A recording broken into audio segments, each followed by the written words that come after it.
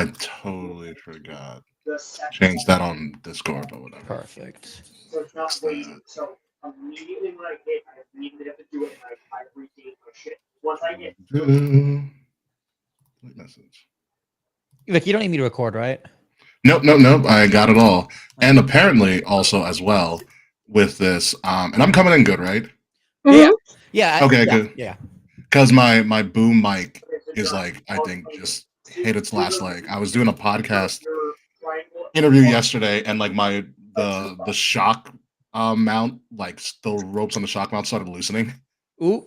And I was like, oh, I think this is it.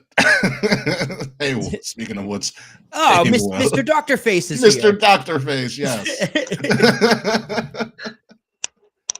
Yeah, so my shock mount, the strings on my shock mount are too loose to even try to reconnect it. I spent like an hour trying to put the strings back together.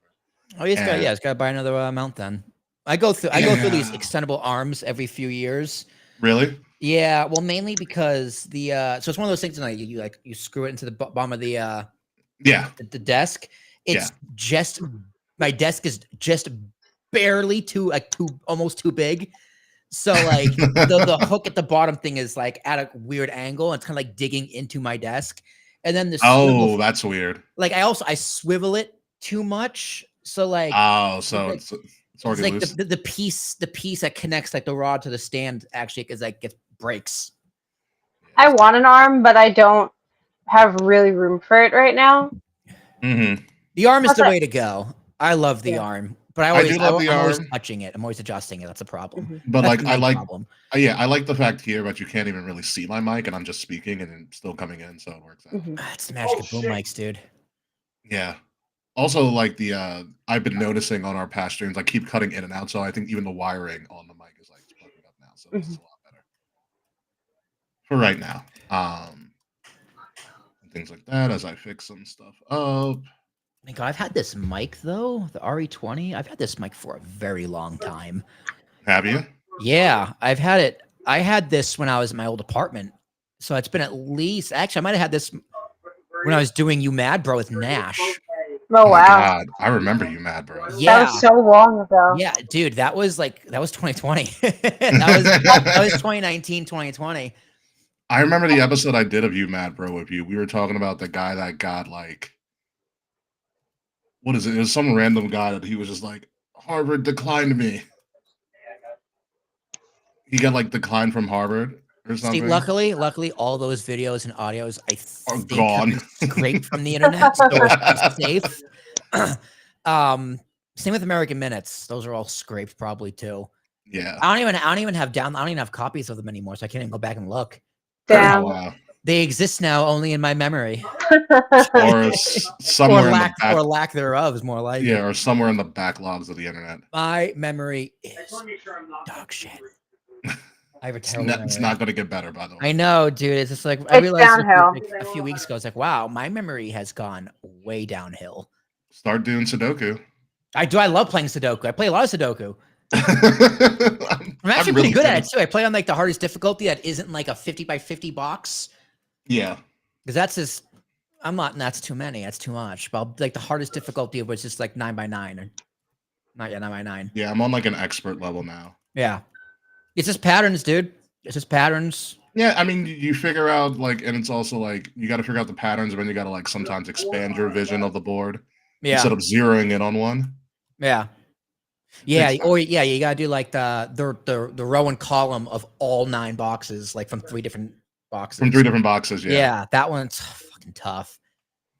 It takes a lot of patience sometimes. You do it on paper or on the app? I do it on my computer. Okay, yeah, so yeah, it's much easier on a computer because it's easier to do little notes. Mm-hmm. Like, oh, these 3 boxes could be a 1. Yeah, it's way more useful. Yeah, I've never played. You've never played Sudoku? No. I was very much like, why the hell do I want to play Sudoku? And then like I got bored enough, and I was like, oh, this isn't that bad. I don't get bored. That's the reason why I like it so much. I'm good at it. I have too many things that I like / are interested in too. Like I genuinely cannot tell you the last time I felt boredom. I feel boredom a lot. That's also very good for you. I'm also usually not bored. It's good to be bored or good not to be bored. Sometimes it's good to be bored. Sometimes it's good to be bored because that's where you have time to reflect and think. Yeah, and who wants to do that these days? I don't get me wrong, I think and I like process and stuff. It's just, you would think I would be more bored not working right now.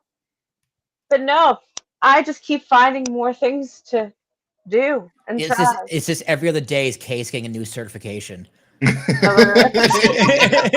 Honestly, do it. I see them like every day.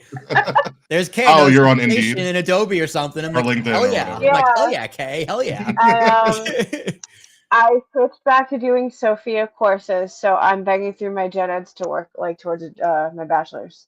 Honestly, you can get some special certification. I believe Harvard is offering free classes on like American government, which I find hysterical. I want to look into it. There's a bachelor's program that I'm like interested in pursuing.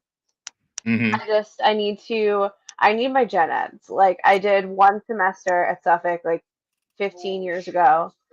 So in like a week I banged through 3 classes. Okay. So right now I'm taking a public speaking course and visual communications. Wow. Certification. Wow. That's great. Fred's on the ball. Certification. Wow, amazing. Incredible. Fred just needs to be our naming person for like for real. In perpetuity. I know 2 weeks ago I said if Fred was going to All Out in Toronto, I would look at prices immediately. It turns out I'm a liar. No, there's no way I'm going. Well, no, Fred's got a pretty great deal. I know. I was like, fuck, man. It's a really good deal. I think it was like 120 cat. I was like, that's like $90. Yeah. Fred, I'm very happy for you. I hope you have an amazing time. I'm just sorry I won't be there. I hope you don't get an exploding barbed wire death match, because we know how that goes. Have the best time.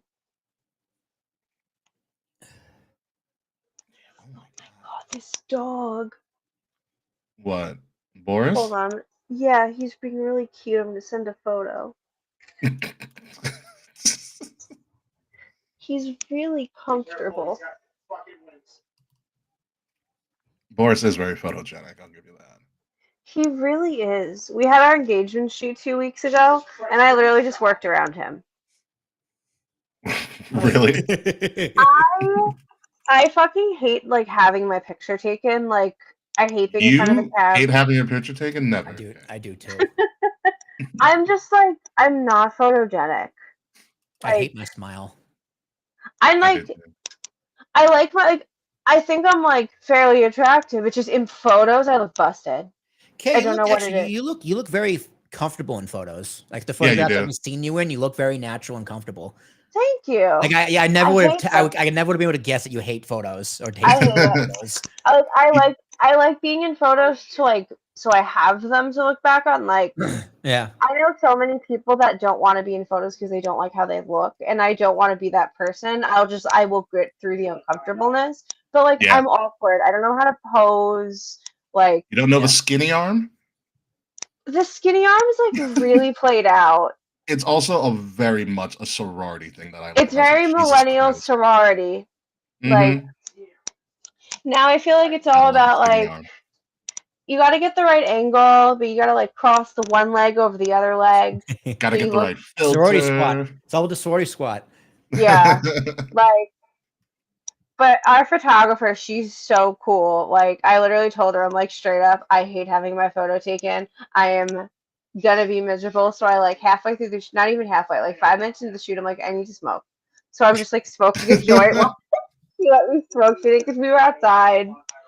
I just kind of like worked around Boris. Boris loves being in front of the camera. He's really photogenic. Yeah, Boris is a little photo whore. He's a fucking ham sandwich. Where did my vape go? Uh-oh. I will say this, I did hear, don't forget the duck lips. No, we will forget the duck lips, Freds. Oh my god, stop. I was a duck lip offender in the 2000s. You would be. You so would be. I have really small lips. I like hate that. Like so I would always be like, wow, they are really small. I just noticed that. I was like, Jesus Christ. When I wear makeup, I use lip liner to fill them in. So they look, when I like am done up, they look more plump. That makes sense. I'll get filler one day, maybe. Dude, it's really hard for me to walk into Sephora and not just laugh at all the models posing, like the lipstick and the makeup, because they all look hilarious. Why are you walking into Sephora? Because I got a fiance now. She likes to buy makeup. So oh, congratulations! Breaking news, everybody! Breaking news, everybody! Breaking news. So when I walk into Sephora, it's just all like the models are just like sitting there, like they got to show off the goods. They got to show off the lipstick. I get it, but yeah. you guys just look ridiculous. This pose is just absurd. You know, I heard what I think I learned from a friend when I was on a cruise like years ago. It's like the way to do a good natural smile, you have to kind of say yes and smile. And that's how you get like a more natural smile. It's the put the tongue to the roof of your mouth. Mm-hmm. I never heard that one. Yeah. See? We're gonna wear makeup if you want. Yes, you can, man. Yes, like my teeth are like mostly straight, but like when I smile really big, it's like a little crooked on the side. Like when I'm smiling really big, you can tell. Like, by the way, did anybody see Fretz's picture with Amy Jo Johnson? I did. She's still really hot. Yeah, she's Was that the Pink Ranger? The original Pink Ranger. Okay, yeah, that's when I saw it. I was like, oh, okay. I never watched Power Rangers, but yeah, she looked good. You're such a deprived child, Will. Sorry, dude. I was born too late for Power Rangers. What channel were they on? Fox usually. Fox. They were on Fox. Was that like the? Oh yeah, Fox like Kids. Was it the Mm-hmm. WB? Or was, no, Fox the W. Kids? It was Fox. It was Fox Kids. Okay, yeah. Fox Kids was like Saturday mornings because that's when I used to watch Power Rangers. See, I think it was on weekly. Weekday mornings was Digimon. That was Jet X. I specifically remember watching Power Rangers on the weekends, but I used to like rent Power Rangers. Like I remember getting videotapes from like Total Video. Trading Power Ranger videotapes. I love that. I begged my parents to let me sign up for Tiger Shulman's karate because in Levittown, the Tiger Shulman's was next to Toys R Us. So on the weekends, the white Power Ranger was always outside. And yeah. To this day, I don't know if the Power Ranger was for Tiger Shulman's or Toys R Us, but I believe that this school was a Power Ranger school, and I wanted my parents to let me go. And they're like, "You're not doing that." Nice. Like, which one is the strongest Power Ranger? Any Power Ranger that Tommy played. Pretty much. The strongest one I was watching was probably, the most legendary is the Green Ranger. But I think the White Ranger was the stronger of the two. They were both played by Jason David Frank. I would probably say that. So, okay, this is a total Long Island question because I don't think we'll know. Let's hear it. Do you remember a restaurant called Fuddruckers? Oh my God, yes. Okay, is Fuddruckers having a renaissance? No, it's not. Yeah. It's not. But I used to go to Fuddruckers with my dad all the time, also because like their burgers were freaking huge. Yeah. So sometimes Fuddruckers would have have children's parties and stuff, and they always had a Power Ranger show up. That's so cool. They always wanted to have a party there. I never did. You know what I heard? I forgot what town it's reopening in, but do you remember the Ground Round? Yes. Yes. Apparently the Ground Round is coming back. Where? I'll road trip. I could fuck with some Ground Round. It's been like 25 years. my family and I used to go to the Ground Round all the time. There was one on Hempstead Turnpike that we went to a lot. Oh, I was like, in Levittown. Okay, yeah. Let's see. Where's the closest Ground Round to us? I don't know. I was Googling something and I saw a news article about the Ground Round reopening, and I need to find out where it is. Yeah, that'd be great. Just go to a classic restaurant that no one's been to. It's like going to Bennigan's. Fucking Bennigan's. Damn. I knew Will would get that because he watches too much South Park. Yeah. That's a good reference. You really pulled that one out. Oh, it's in Massachusetts. Why did this get recommended to me? I don't know. The fuck? It's in Shrewsbury, Massachusetts. I love how Mance and Will, where is that? Shrewsbury? I have no idea. Oh my God, Mance and Fretz are popping off about the Power Rangers. This is great. Yeah, this is actually kind of cool to watch this discussion. I don't remember the lore I don't know. I assumed it was the Black Ranger. I thought it'd go like by karate belts. No. The colors don't mean really anything, to be honest with you. Wait, so you never saw Power? Do you know how they made that show for like dirt cheap? What, Power Rangers? Yeah. No idea. All right. So this is capitalism 101. Okay. So Power Rangers is the basis of Power Rangers is taken from a show that was already in Japan years prior called Super Sentai. Mm-hmm. So what they did was in the original run was all the non-fight scenes were filmed by the actors. All the fight scenes they just took from the Japanese show. Oh, that's hilarious. Yeah. And that's how they made the show for dirt cheap, and they also didn't pay them that great. They're also like non-union actors at the time because they were all like children. Oh, that makes sense. Mm-hmm. And so every time they like changed seasons because they ran out of footage for like that season of that show. That's smart. Speaking of television, Mm-hmm. I have a hard out at 9:00 because Love Island's coming back tonight. Oh my God, you're one of those. Oh my Okay. God, yeah. For the rest of the summer, every Tuesday, I have a hard out at 9:00 but by 9:00 because the Villa is opening. Is it on cable? It is on Peacock. And Peacock, yeah. Just watch it after. No, You go It is live airing- tweet Love Island. no, it is airing live. It airs live. They're live in the Villa. Does Peacock have the like a live feed now, or is it just Yeah. they Yes, do like always? Mhm. Yes, but Love Island specifically is they are filming live from the Villa in Fiji. Oh. Okay. It's like like in the Truman Show where you're watching him. Uh-huh. Well, yeah. You are watching them in real time. Oh, I don't like that at all. I would never sign up for that. So I got to go to the Villa. I get it. I get it. I get it. Good. That's a good. That's a good gimmick. That's a good gimmick. Yeah. It's so good. You know who it's else has a live channels? I just discovered. Who? Again, Amazon Prime. They do too. That's smart, man. I've watched sports on Amazon Prime. And well, not well, they have live channels. So, and they have a ton of live channels on Amazon Prime. One of them is the Ocho. I think I knew that. Yeah. I was literally The watching Ocho? Spike Ball the other night. It's incredible. Oh no. I mean, streaming services totally do that because WWE Network was the first one 10 years ago to do that. Just had a running feed. It's a running feed, and Netflix could have a bunch of running feeds. Like Netflix comedy is a big thing. Just have a feed of just comedy specials. Mm-hmm. There's enough of them to fill 24 hours All the time. Yeah, on the Amazon Prime feed, like it too. There's a TNA Classics channel. Oh, that's cool. That's We cool. can watch classic TNA. There's a whole bunch though. I know there's a Cheaters channel because I have a really diehard obsession with the show Cheaters. There's one. It's just TNA for 24 hours. Yeah, no, it's a whole it's a channel of TNA. Oh, Amazon owns those? Because when I turn on like my TV, it's like the default option before I go to any app. It's just like channels. Well, no, it depends. Well, Amazon Prime has their own sort of live channels. I think I was watching Wipeout the other day. See, that's a good thing to put on. The Wipeout channel. The Wipeout channel is a great thing to put on. Wipeout. There's a couple of channels. There's one where it's just like playing 90s pop music. Mm-hmm. Like I watched. Vivo has one where it's just all like 80s music videos.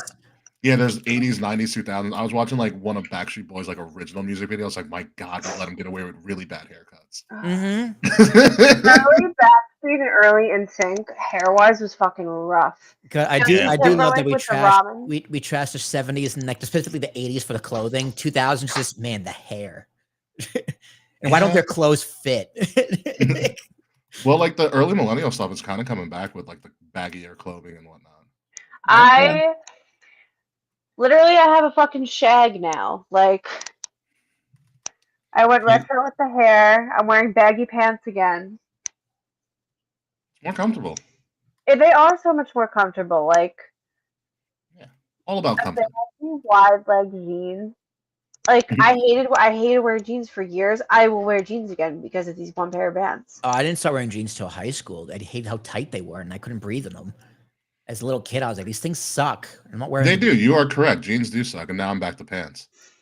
Hold on. My audio in my ears sound weird. Let me hop out and come back. And when you come back, yeah, your audio sounds fine, but yeah. Yeah, No, no, you sound great. It's how you're hearing it. Yeah, it sounds like like robots. Mm. Yeah, you gotta turn your I'll be audio right on and back. off again.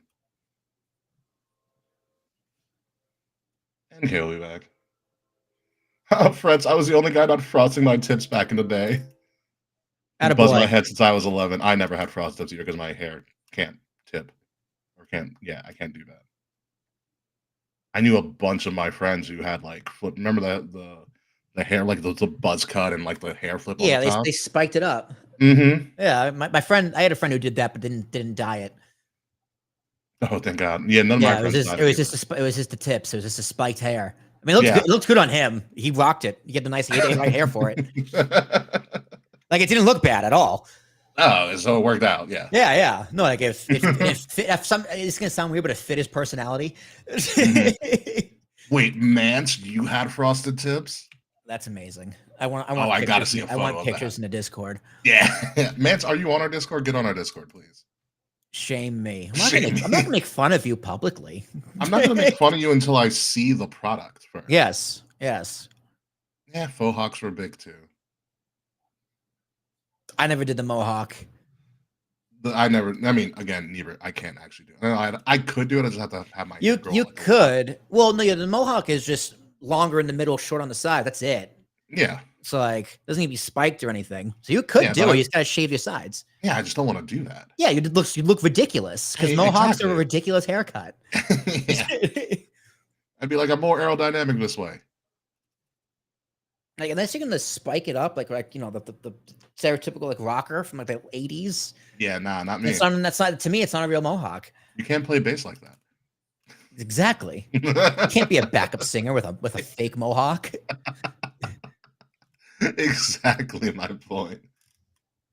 Oh my God! All right, so hopefully Kay comes back in. Wouldn't it be funny if this is Kay's way of just being like, you know what, I'm out. Kay's like, actually, the show's on now. My bad, guys. Well, no, Kay has to come back because Kay has a special segment. That's right. Fred's did meet Mick. I'm on the Discord. Fred's had a great haul of celebrities he met at his con. Yeah, Comic-Con? Well, whatever it is. Hold on, let me get Kay back in. How do you sound now, Kay? Oh my God, how do I sound? You sound great, actually. Yeah, better. Very good. Everyone sounds normal again. I don't know what happened. Yay. Yeah, electronics technology. Yeah. Yeah, Fred's I wonder, I know we talked about mics before. My mic is 5 years old. Like, how long do mics normally last? Until they stop working. Yeah, pretty much. But yeah, 5 years. I mean, depends on the mic too. I have the Blue Yeti. Blue Yeti. Yeah, it should be good. Yeah, yeah. I've never heard of one breaking. Yeah. So I think 5 years is good. Just buy one when you need one. There's no need to upgrade. Yeah, I don't need to upgrade right now. I just was not wondering, like, it's not shitting out on me, right? No, it's not. You're good. Fab. You're good. You're good. All right, now that Kay's back and they're sounding better. Oop, don't want to get into that just yet. I was going through Fred's haul of celebrities he met. The original Black Ranger. The Foley picture was incredible. The Blue Ranger. Great. Your matching shirts. It was very the Steiner, bro. Yeah. The Foley picture is actually really cool. Yeah, the Kimberly picture. She has like nurturing mom energy now. In the Kimberly photo. And then Fred's got one of the Mankind books signed. Oh, nice. That's cool. He got, what is it? Looks like is it Have a Nice Day? He got Have a Nice Day signed. I have Mankind's book. Actually, I do have a Nice Day. Yeah. It's a shame we never went because Mankind usually does a lot of when he was on Long Island, he does a lot of signings on Long Island. It's a shame I would me, you, and Dave, which by the way was Dave's birthday yesterday. Shout out to Dave. Dave. Yeah. It's a shame that we all just didn't go Foley hunting. I've met him in the wild twice, but never at a meet and greet. He's a pretty chill guy. Mm-hmm. All right, so since someone has a hard out at 9, let's get this show on the road. and stuff. So Money in the Bank, Worlds Collide. It's gonna be an interesting show, and we have merch again. Yeah. Finally. Oh, so Kimberly had her daughter taking money out her boo. Nice, make it a family affair. Love it. Put those kids to work. Oh, Booth. I heard Boob. Yeah, Booth. No, Booth. I heard Boob, which I thought was even funnier. No, it's Booth. It's Booth. All right, so we'll be back in 3 minutes. Someone say 3 minutes, and we'll start exactly almost at 7:30. Great. So see you soon.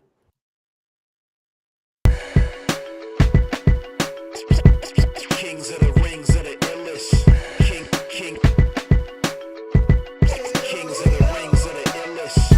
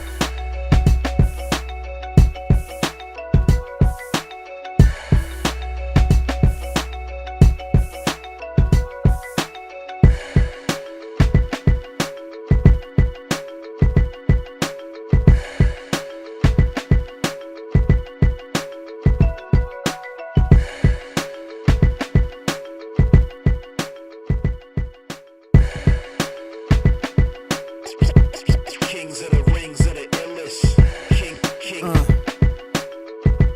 Kings of the rings of the illest. Live from the Wrestle Addict Radio HQ, representing Kings of the Rings to the fullest. King Ricky made the hot tag to Willie T, and out of nowhere like Randy is the Queen Bee. K-Fay brother, 400 plus in the bag like Money in the Bank brother. See when they pod, it's the opposite of common. Look at the comments, crowned at a certified top 10. You heard? Kings of the Rings pod. Throw up a too sweet when you see the squad. Like a chop in a, I know you feel it. Kings of the Rings of the illest. Kings of the rings of the illest. Kings of the rings of the illest.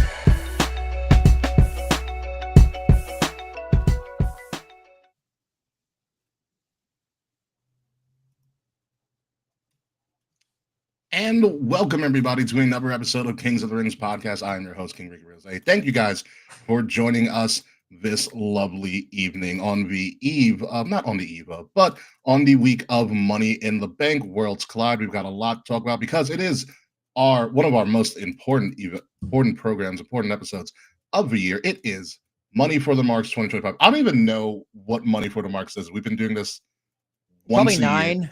Maybe 9? 8 or 9. 8 or 9. I've gone by years for the past couple of cycles. We lost count years ago, and it's like I don't even know what Rumble of Royalties we're on either. Same, doesn't matter. Year. Yeah. It's a year. It's a thing. We don't want to seem old, damn it. Yeah, well, you're there with us now, Will. So, Will, Tarashak, how are you? I'm good, man. I enjoyed my vacation last week, guys. Thanks for holding down the fort. Really? A lot of crazy things happened. I was in Cape Cod, the works. So yeah, you want to divulge to us what occurred? Yeah, you want to tell? I'll tell the story of my how many audibles I had to call my engagement on the. No, Kay won't be here. I'll do it now. So the original plan was to propose on Martha's Vineyard because Jazz loves lighthouses. So there's a few. I actually scoped out the lighthouse like. Like you could have gone to Montauk. See, yeah, right. Couldn't go all the way to Montauk. 6 months ago, I had the place scoped out. I was like, all right, so we're gonna get it on Monday, Tuesday. We're gonna Martha's Vineyard. I'll do the first thing at the fucking lighthouse. So I look up lighthouses. I look at the ferry schedules on Monday night, and the ferries to Martha's Vineyard from where we were staying didn't run until June 2nd, so yesterday. So I asked the waiter, "What's the best way to get to Martha's Vineyard?" And he just looks us dead in the eyes and goes, "Don't." just don't. So I'm like, you gotta be fucking kidding me. What do you mean don't? Don't is the answer. I'm like, don't is an option, you asshole. Tell me how to fucking get there. So he suggested Nantucket instead. The ferry is 20 minutes down the road. And Nantucket's just as nice, if not nicer. So I'm at breakfast Googling lighthouses in Nantucket. And I'm like, yep, we're going to Nantucket. Well, there once was a man from Nantucket. There once was a man from Nantucket, which is exactly why I didn't want to go there, except to fucking buy a shirt and buy it, which I didn't find one. And if I did, I probably would have bought it. So now I'm like, all right, there's one like in the harbor where we land, the dock off the ferry, and then there's another one. The waiter does deserve a tip. He saved everything, honestly. And then the other end of the island is a different lighthouse, which I was like, okay, I want to go to that one. It's bigger, it's more private, and it just looks way cool with a better view of the ocean. So we land. I'm like, okay, how the fuck are we gonna get there? And I shit you not, we're walking down the street, and this woman in the van is going, "Hey, do you want to do an island tour?" We're like, not really. I'm trying to get to this lighthouse. And she just goes, "Oh, it's part of the tour." I'm like, in that case, I'd love to do the tour. So way to think on your feet, Will. Yep. So she found me. Okay, I got lucky. So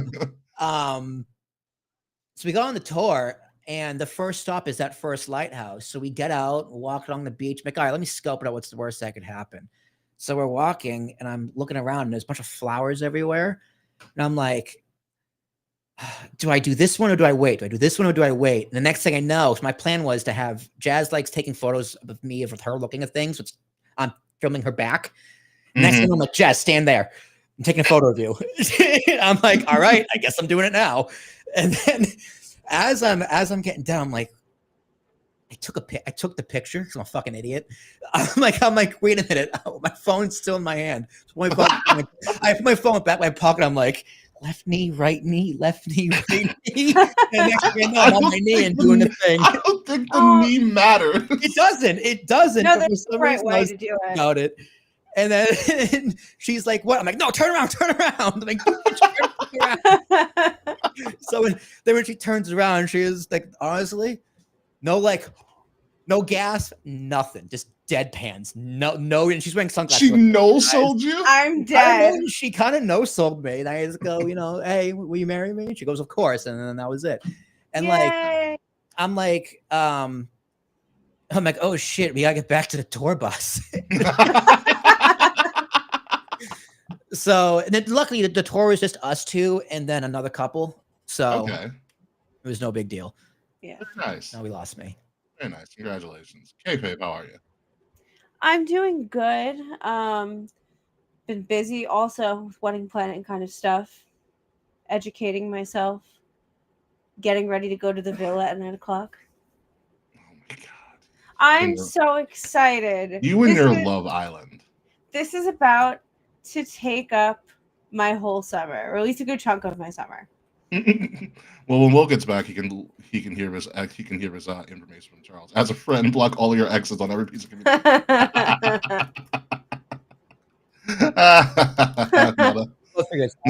I cut out right in time. Yeah. So did you? Charles has some advice for you. I only have one ex, Charles, and we're actually pretty cool. So I didn't post on Instagram, but Jazz did. Of course, Jazz did. Yeah, I was like, I'll tell the people who are important. I'll tell the people who need to know, right? That kind of thing. Exactly. So, but yeah, my ex found out, but I'd be like, oh, cool. Good for you. Whatever. Well, enough about these updates. Let's get into some wrestling. But before we even get into some wrestling, we have a really big special announcement, and it's the announcement of we actually finally have a much more functioning merchandise store. So just debuted, what is it, Saturday? No, Friday. Friday, my fault. Friday it came out. Our official Wrestle Addict Radio shop. It's from fourfall.com, a really, really interesting website that Slage and K over here did some great research about. And I thank Kay for spearheading all of this and putting this all into work. So all of our merchandise from Wrestle Addict Radio, King's Rings Podcast, WrestleMania Podcast, Young Lions Perspective, Brace for Impact Podcast, all going to be found on this website, as you can see here, wrestle-addict-radio-shop.4fall.com will be the sole place for everybody's merchandise. Currently, right now, we have shirts, hoodies, dad hats at the recommendation of Kay. I wonder why. Hell yeah. I bought it. We have some drinkware as well, sticker packs as well, all the fun stuff just to kick off. We will be expanding and doing seasonal items here and there. And as with re-grand opening of our shop, you get 15% off of your purchase no matter what. That's going to go till about middle of June, sorry. And also, if you spend over $75, you will also get free shipping as well. Those promotions are going to run for a considerable amount of time as we kick in. Also, with that as well, since it is now June, it is now Pride Month, and that's usually a big month for us because we usually do some Pride merch like I am wearing currently right now. And we do have a brand new Pride 2025 collection, which Kayfabe, Slage and K, can you tell us more about since you designed it? Hello, everyone. So, as the resident gay of Wrestle Addict Radio, I'm here to tell you all about our 2025 fundraiser. This year, we are raising money for the Trans Lifeline. They are the first transgender crisis hotline to exist in both the United States and Canada. They are an entirely trans-led nonprofit organization that connects trans people to the community support and resources they need to survive and thrive, such as peer support. At one point, they were providing financial grants to help towards legal name changes and other document changes. And they're the only hotline in the United States whose operators are entirely transgender people. Oh, okay. And then to date, it's all trans people helping other trans people. It's very based in community and equity. It's a really good organization. They've been around for about 10 years. They opened in 2014. And over the last 10 years, they've answered over 150,000 phone calls from trans people in need of support. If you are a trans person in the United States looking for support, you can reach out to them at 877-565-8860. If you are in Canada in need of support, their number is 877-330-6366. And Trans Lifeline operates Monday through Friday at the following hours: 10 a.m. to 6 p.m. Pacific time, 11 a.m. to 7 p.m. Mountain time, 12 p.m. to 8 p.m. Central, and 1 p.m. to 9 p.m. Eastern. So while they're not open 24 hours a day, because there's just not enough, staffing, funding, etc., they still are open a good amount of the day and are here to support. I know there's a lot of shit going on. It is a very scary time to be trans in the United States, and they deserve your coin. Yeah, no, so thank you, Kay, for that. So all the proceeds from this collection, our Pro Wrestling is for Everyone collection, is going to be donated to the Trans Lifeline. I was on their website earlier today, and I did find it very interesting that the first thing you see on their Trans Lifeline is like, if you need to like get out of this to protect your identity, just hit the escape button. It closes you out. Yeah, it's really helpful for people that might not be out or have to reach out in secret. So if they need to get out, they can just get out really quickly. And it should, I believe, it also erases their browser history. Wow. So they won't be outed. The Trevor Project has similar technology on their Lifeline. Very interesting. So yes, thank you, Kay, for all of that. This Pro Wrestling for Everyone collection, our Pride 2025 collection, is going to be going on for the entire month of June. So we are going to be talking about that a lot for the following month. Please get yours today. The sales that we still apply to this, 50% off, and free shipping for items for purchases over 75 in total.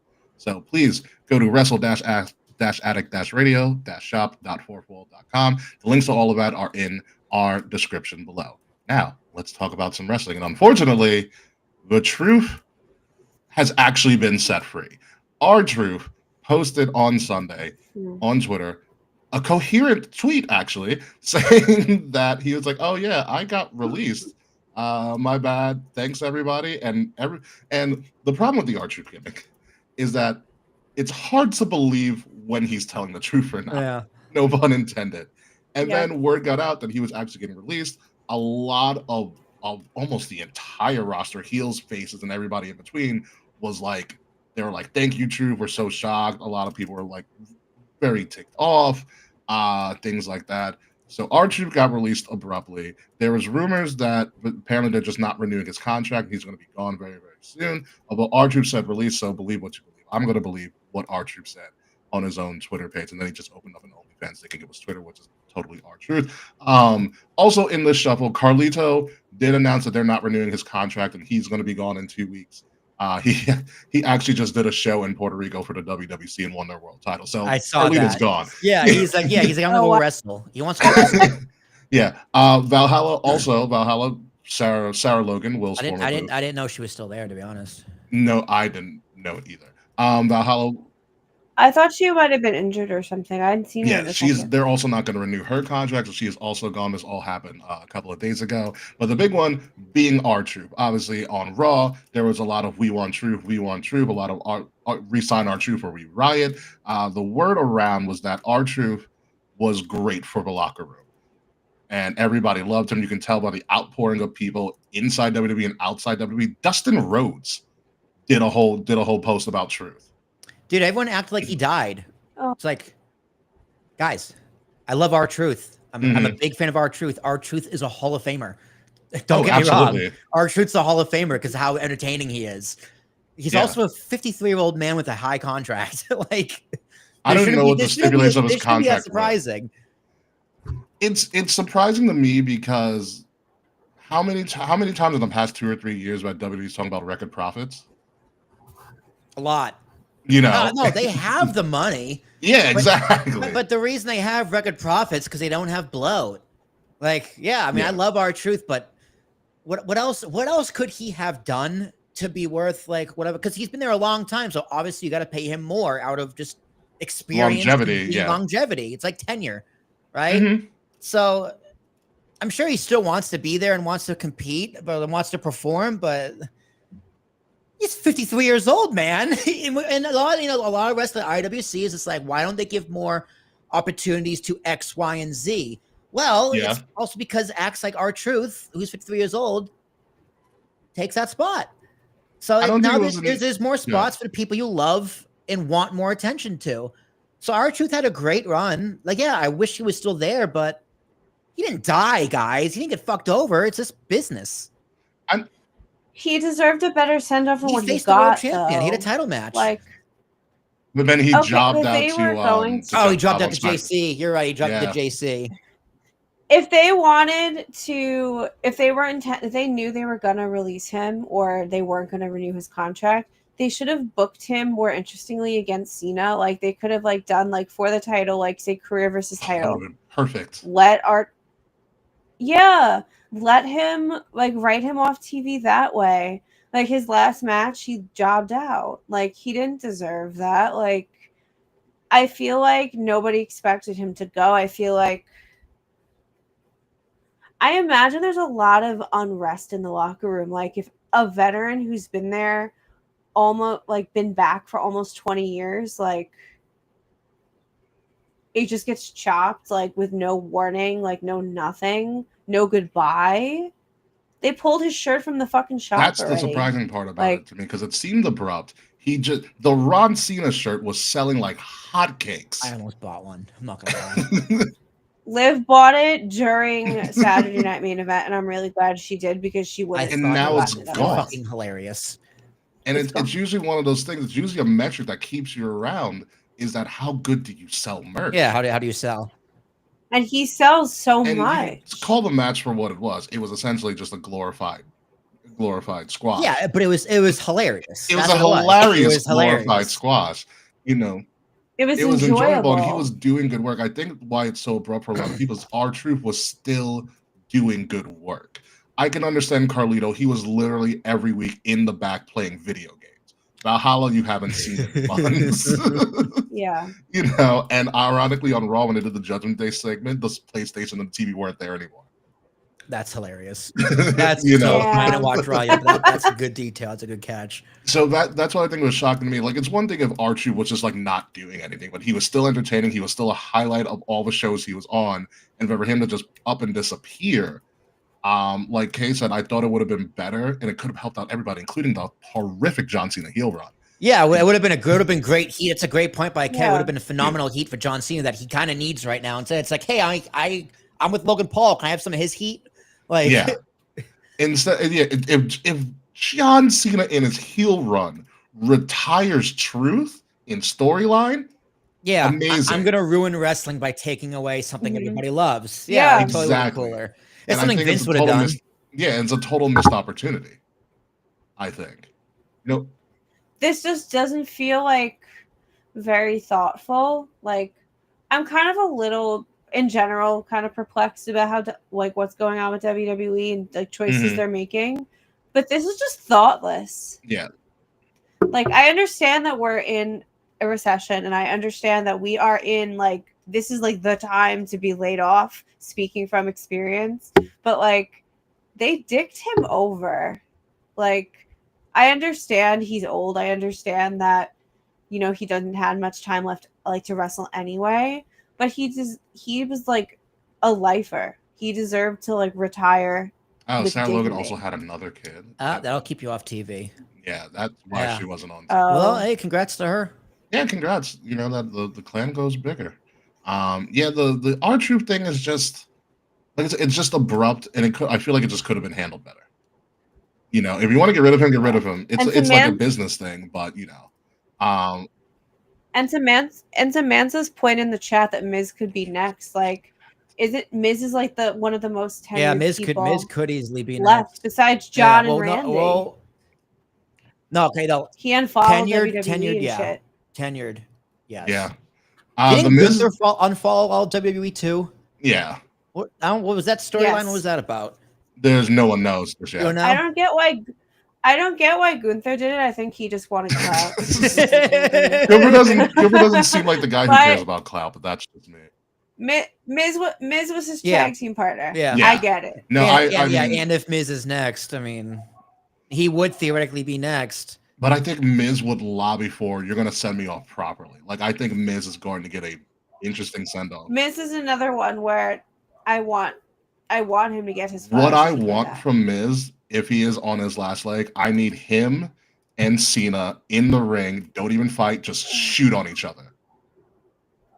Please. I like if Miz One knows he's last on his way time. out, he's gonna have nothing to lose. And God. he's gonna go Okay, ballistic. so the gimmick is Adam Pearce has to fire him on the spot for something he says in a promo.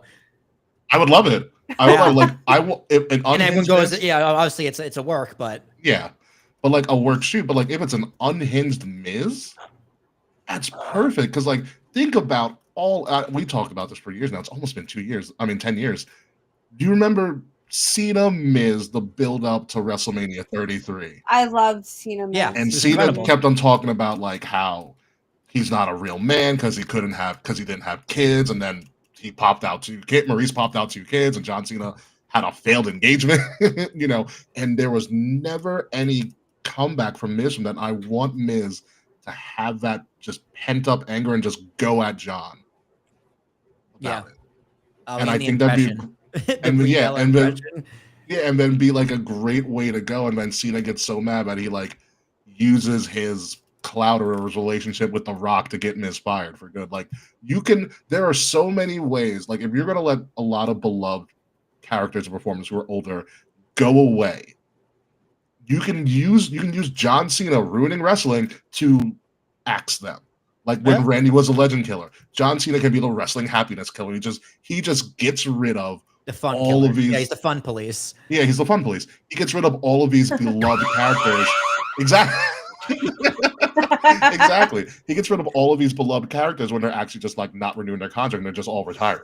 Yeah, that would be way better. But unfortunately, we live in a TKO era where the only thing that matters is number go up. And you know what? Number Yeah. to be fair, number up. Like Numbers up. very Yeah. So it's you know, there's Like, yeah, this would all be definitely really, this would all be really cool, and I would love to see Yeah. it. I think as a fan, yeah, that it's a fucking way better idea. But Yeah. I I would love wish, listen, I there's wish. other avenues for Truth to go. I can see Truth return to TNA thinking it's Raw. And like when That would they be do like so a funny. co-branded TNA and WWE thing, Truth shows up thinking it's like a WWE event. Yeah, because like you Yo, can't if- trademark being if an Truth- idiot. If- Like, this isn't a gimmick you can If trademark. Truth shows Yeah. up, if Truth shows up at Slammiversary, I'm gonna. I would mark out. lose it. I'd also if- lose it. if Truth showed up at And he Slammiversary. goes, "I'm here it all out."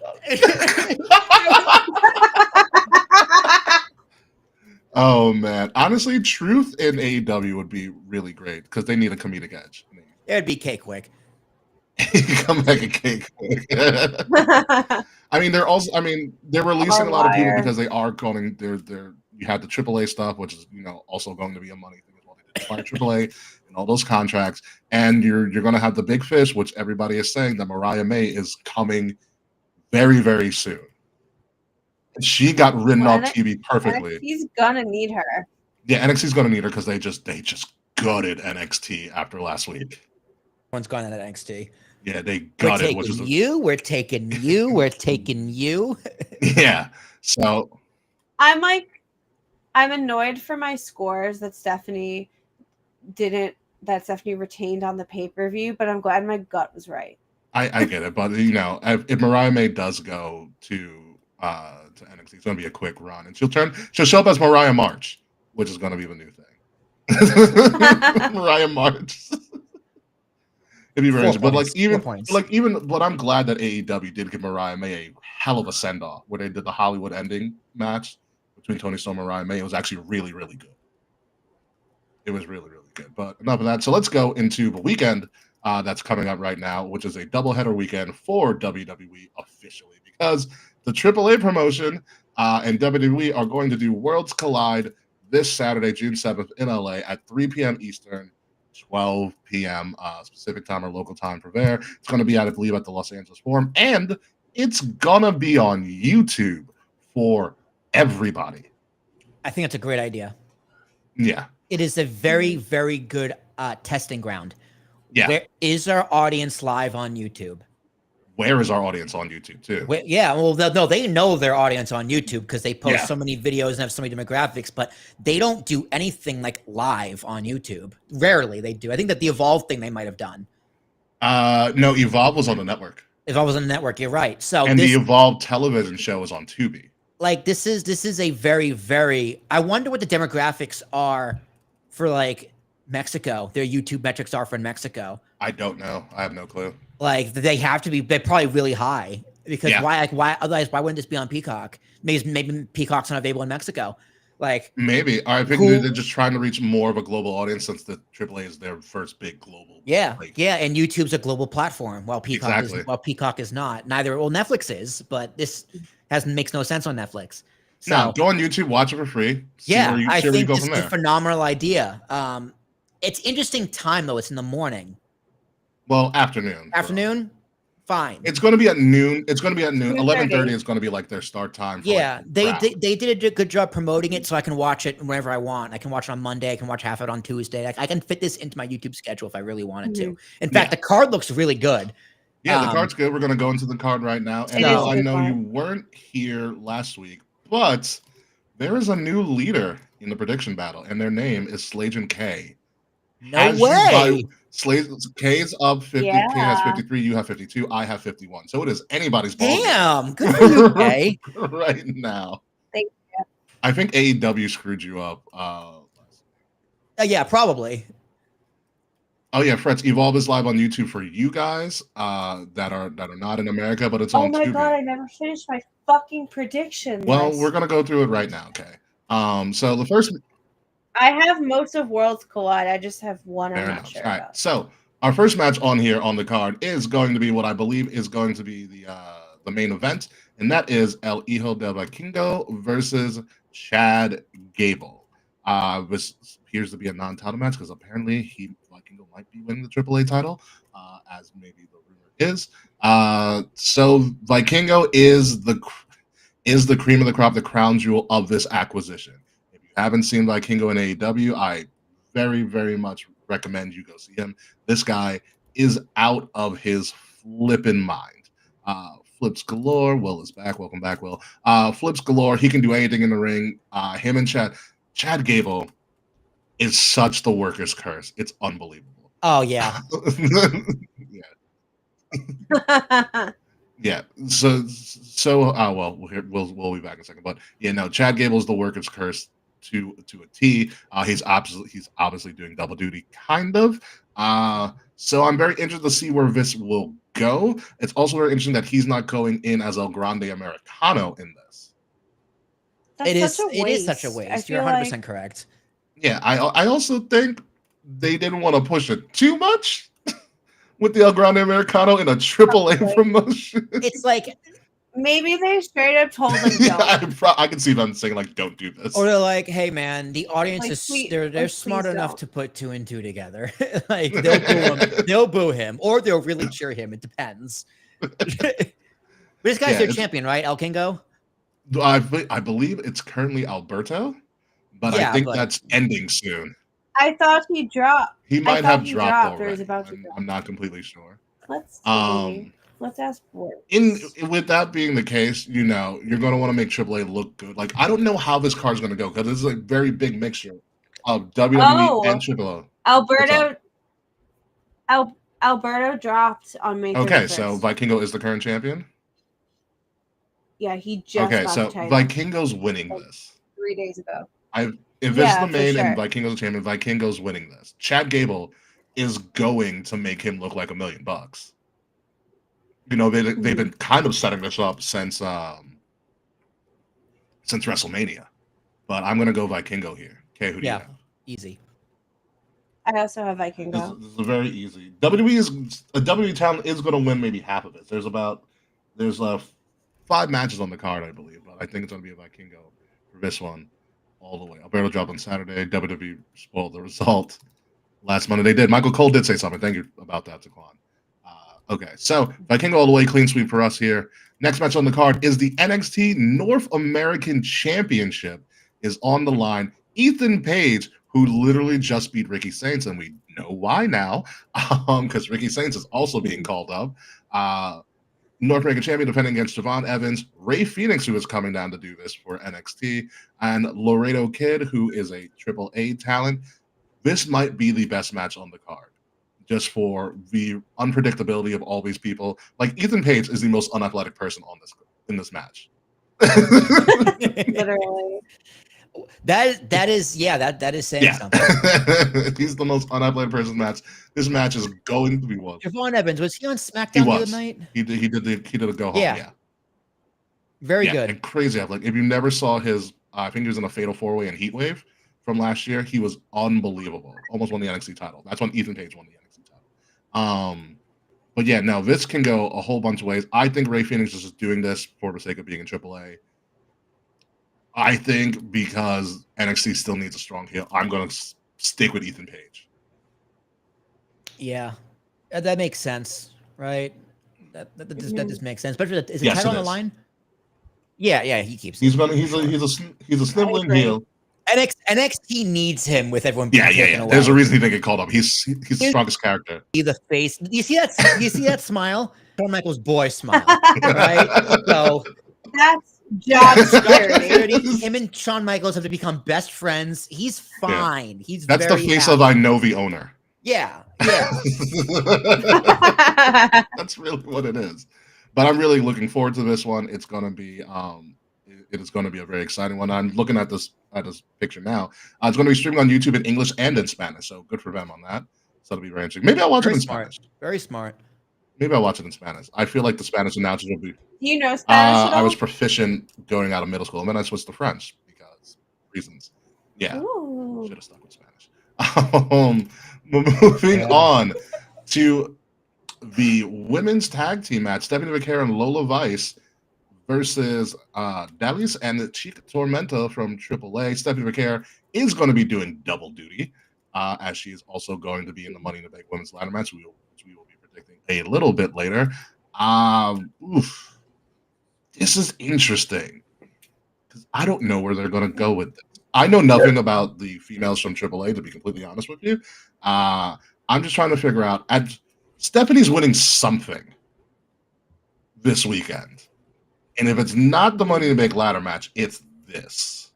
Is she in the Money in the Bank ladder match? She qualified last night on her first Yeah. time. Oh, shit! I did Yeah. not know that. Yeah, she qualified. That was her debut match with the Money in the Bank qualifier. The women's match is gonna be fantastic. So I don't know if she loses this. I don't know. Kay, what do you have? As you raise your hand. Yes. I have a crazy. My Money in the Bank predictions are crazy this year. Like boss. I think she's winning both. Wow. Okay. They're really high on her. She's fucking over already. I'm really Same. Yeah. All of my lesbian friends who like Rhea Ripley, I'm like, you like Rhea? Here's Stephanie. Did any of you? I watched Raw. Rhea and Stephanie had a face-off backstage. I know it was. Happy Pride. Happy Pride to me. There's a match. Yeah, that's a match, all right. The Weekend of Stephanie. That's a bold prediction. So you're going Stephanie and Lola here. Mm-hmm. Oh God, this is a hard one for me to pick, but I haven't had AAA win anything in this, Yeah, so I'm going to go with the women. I'm going That's to Team the on the right. I don't really have AAA winning anything either, but isn't that woman's the way, jawline though? is scaring me. So she's winning. Especially they showed up at Stephanie's match at Battleground, so it did show up in the crowd. So this was kind of a setup for them. So I think they are going to win, which is perfectly fine, especially if Stephanie does something that goes over. But I'm going to go with the women here on this one. Like, so Fred's crazy prediction is Vikingo beats Chad. El Grande Americano is the last Money in the Bank qualifier, wins Money in the Bank, and cashes in on Vikingo. That would be hilarious. That's crazy. God. Totally plausible in this version of WWE. It's under the banner. It could work. I don't think it's happening. But could you? If Triple H was fully in charge of the company, like, yes. and if as an independent thing, not with TKO, absolutely. Yeah, unfortunately everything I said is also true. So unfortunately not. But Fred, I love the thought. Yeah. So next match on the card is one of two trios matches. Legado del Fantasma, because yes, they are still a thing. Surprise, surprise. Well, finally, someone was taking a pen.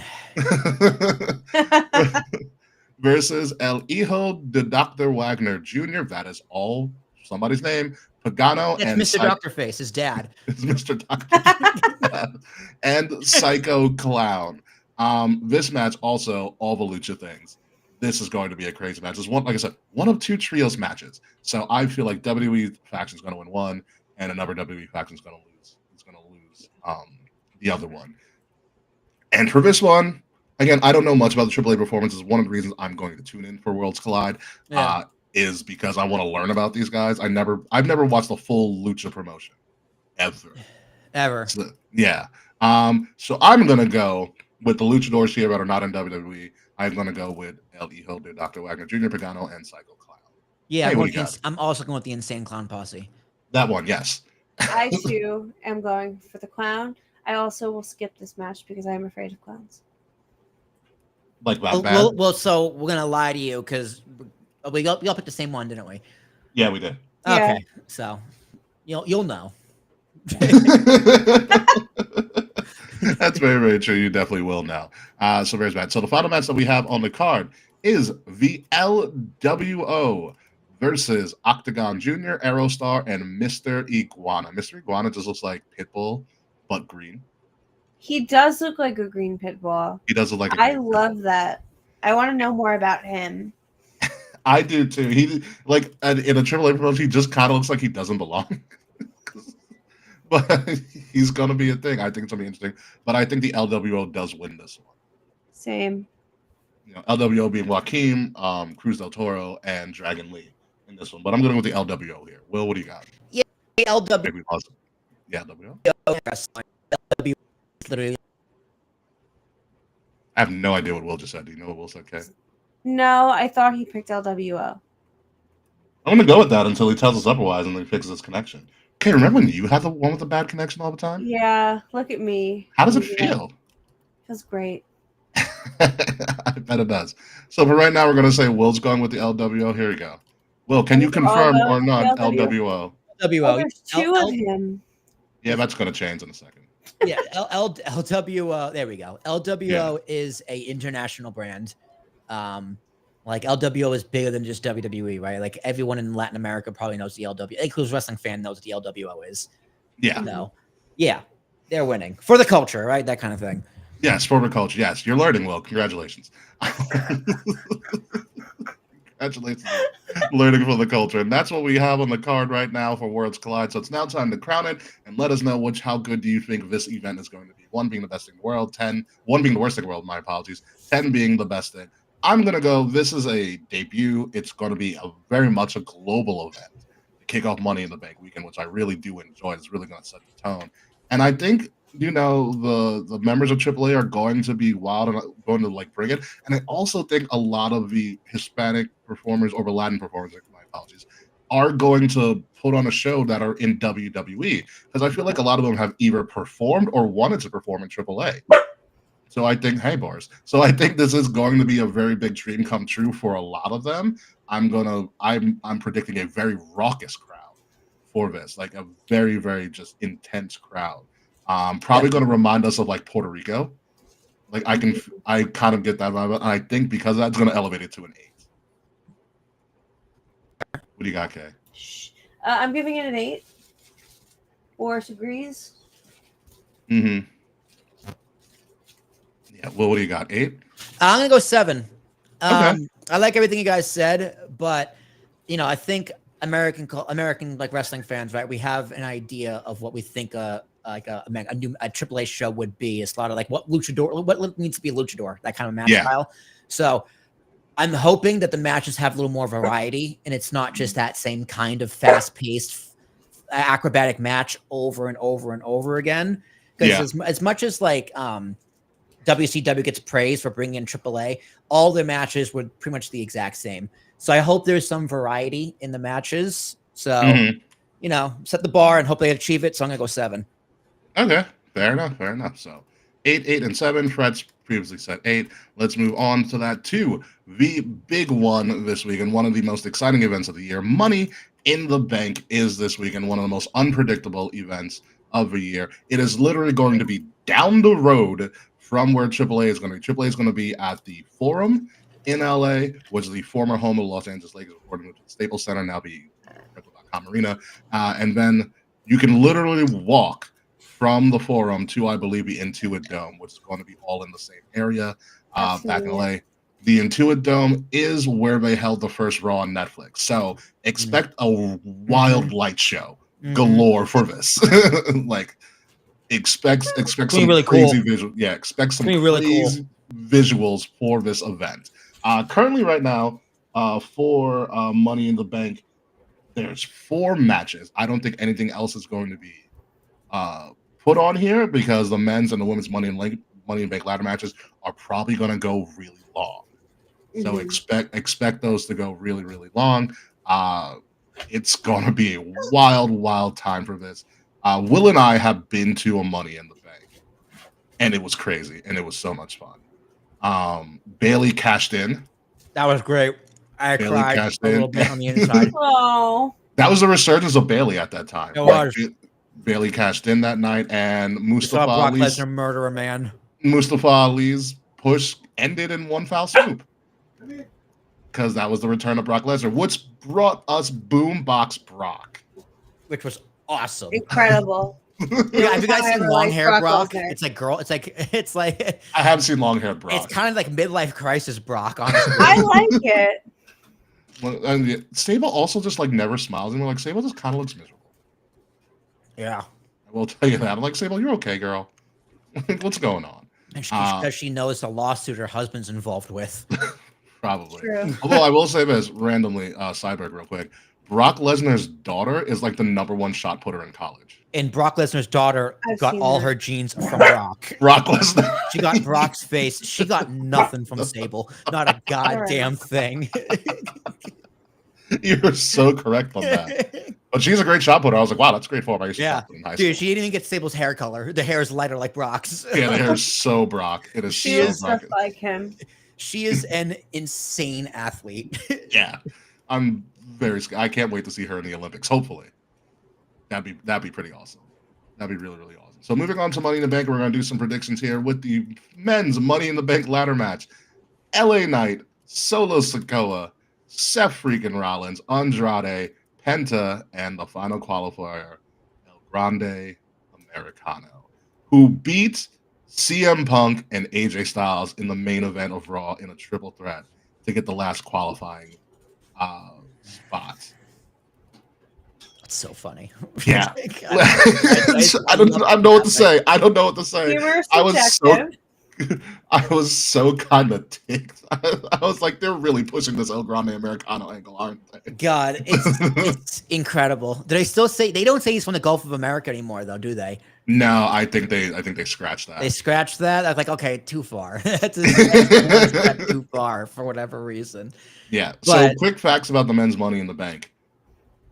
Whoever wins the briefcase has a historically 76% cash-in rating.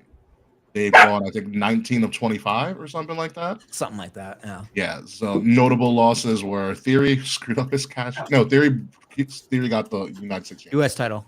Yeah. Sandow screwed up. Mm-hmm. Who Cena. else? Cena.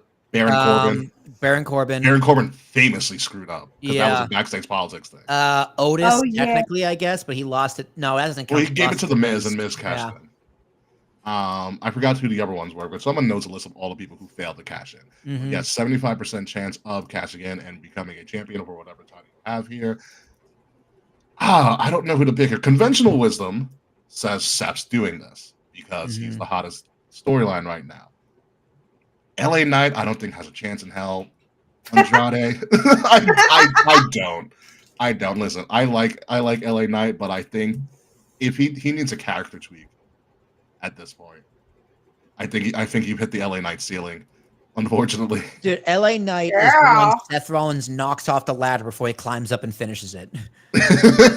LA Knight is there to take the last bump. Like Andrade is there to take a crazy bump.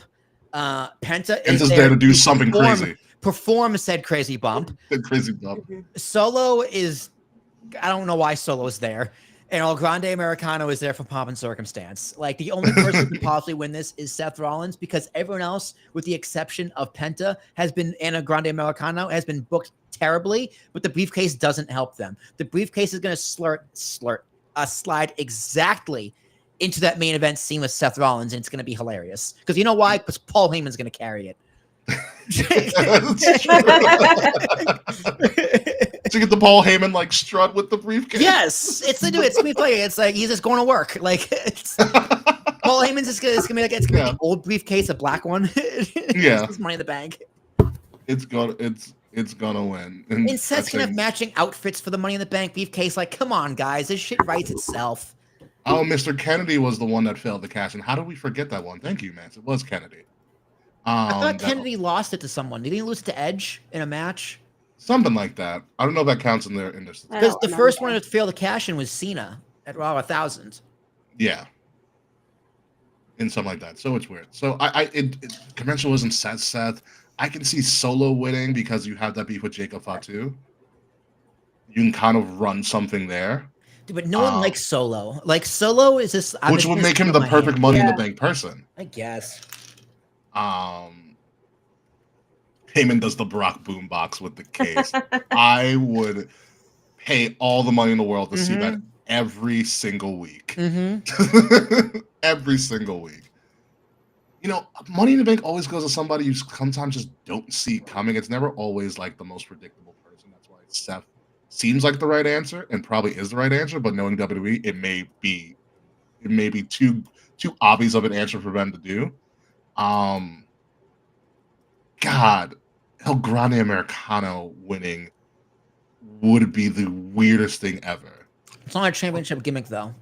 Who has it? But that's why he wins. He wins, cashes in, and then finally demasks himself. Be like, it was Chad Gable all along. And then Adam Pearce strips him. That's how Strips him Chad, for fraud. and that's how Chad wins the title for like a day. And then he gets stripped for being a fraud. It's highly possible. I would love Penta because they gave the rocket shot to Penta, but Penta's not ready for the main event just yet. Mm-hmm. I don't know. Like I don't want to say Seth, but I'm also in last place. So it's one of those damned if I do, damned if I don't. Okay, who do you have? Okay, are you ready for my crazy story? Yes, I'm so ready. Okay. So I believe that CM Punk is going to win Money in the Bank. Go on. Okay. So Chad Gable's wrestling that afternoon, right? Yeah. Chad Gable gets injured. Okay. In AAA. What's Grande Americano going to do if Chad Gable is injured? Okay. They have to pull El Grande Americano from the match because he, under mysterious circumstances, because Chad Gable got injured. So they give it to Punk because Punk was in the qualifying match. But you can also give it to Styles, who was also in the qualifier. Yes, but they're going to give it to Punk. Because storyline.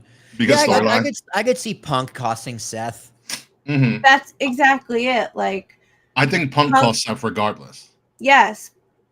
Like, Seth seems like the obvious choice in these group of six because in that group of six he is. But take El Grande Americano out. That way you continue the scene, the Seth and Punk storyline. Punk wins the title.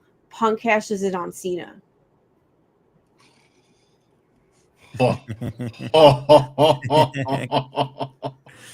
it happens at SummerSlam when it's like AJ versus Cena. Mm-hmm. Lord Almighty, I love it. I don't think it's gonna happen. I'm gonna go with Solo, just to be contrarian, real quick. Mm-hmm. I'm still going with Seth because if Solo wins, like I hear you, Ricky, but if Solo wins, nobody will care. Yeah. Like he'll go on TV and people will be sitting on their still sitting on their hands. Nobody cares. Yeah. They're all waiting for Jacob Fatu to beat his ass.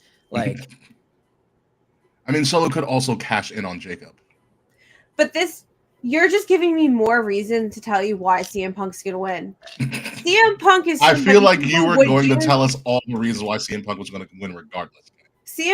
People want to see CM Punk in the title picture. People want to see him win Money in the Bank for the third time? Yeah. Let him do it. Has anybody won 3 times? No, the most is twice. He could be the first. That'd be cool. That'd be cool. He's proved himself that he can be a WWE company man. He sells mad merch. He's not injured. If CM Punk wins Money in the Bank, Kay gets 3 points.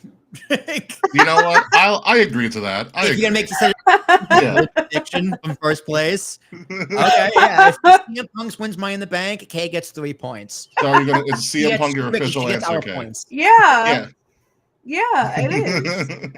I wasn't joking. Mance is very proud of you. Thank you, man. I'm not gonna lie. If CM Punk wins Money in the Bank, I'm gonna go, that's fucking awesome. Then remember and go, fuck. I think my words real quick. I've made a lot of crazy CM Punk bookings over the years. This might be my craziest. What's also really cruel about this is I have plans during Money in the Bank, so I will not be watching live. Oop. Oh, great. So we have to withhold this information from you? Mm-hmm. I'm going to see it on Sunday. Okay. All right. I'm going to be out for my friend's birthday. Gotcha. You could just put Peacock on your phone. You'll be fine. Anywho, moving on to the more exciting of the Money in the Bank ladder matches. Yeah. Oh my God. Yeah. Wow. And unfortunately, I believe this is probably going to kick off the show and not main event the show because I think it's going to be the better put together match. You have Stephanie McCare, the last qualifier, versus Roxanne Perez, versus Rhea Ripley, versus Julia, versus Alexa Bliss, versus Naomi. The women's Money in the Bank has a 100% success rate. So, pretty much whoever wins this is almost guaranteed to be a future world champion, and it is a hell of a toss-up. My prediction for here is anybody but Rhea Ripley. Yes. Mm-hmm. I think it's anybody but Rhea. Looking at this, you could give it to Bliss, but I don't think they're going to give it to Bliss. And I think Bliss is going to be very connected to the Wyatt Six and something to do with Charlotte as well. Yes, man, that is true. No matter what happens, we tell Kay that Punk won the briefcase. I agree. I think Roxanne Perez is highly possible. What she's doing with Dom and the chicken nuggets is I love it. So funny. I mean, that's how she'd get me. I just love how Dom has his gimmick is he just gets bitches. That's his Dom's gimmick nowadays. Dom Mysterio is Pete Davidson. Yeah. Yeah, no, literally. I forget who I heard describe him as that, but yes, that is 1,000% correct. Dom's gimmick is just Dom Mysterio has line cook energy. Listen, Dom Mysterio's gimmick is he should be in a relationship with one of the women every 2 years and then betray them at SummerSlam. Like, I want Dom Mysterio to betray Rhea Ripley. I mean, to betray Liv the same way he betrayed Rhea at SummerSlam like last year by making out with Roxanne this SummerSlam. Like, I want that to happen. I want that turn to occur. They're setting up a story for it. Yeah. And that just becomes Dom's running gimmick. He just bounces around. He just dates. A married man just dating the locker room. Exactly. It could be Roxanne. Julia, I don't know. For me, I think the best person to have it, because she's also getting better as a heel week in and week out, is Naomi. Yeah. Yep. I think this is Naomi's time. Dude, that graphic, she's doing the makeup and Sephora pose.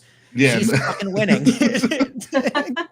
I love her caution tape gimmick. I would love to see a Money in the Bank with caution tape wrapped around it the entire time. Well, dude, SmackDown's also trying to build Jade, and they have think of it. If she wins the briefcase, assuming she wins the title, who's she going to work with? Jade. You need people to put with her. So you got Jade and Bianca. You got two faces. One face and one you're building in Jade and Bianca.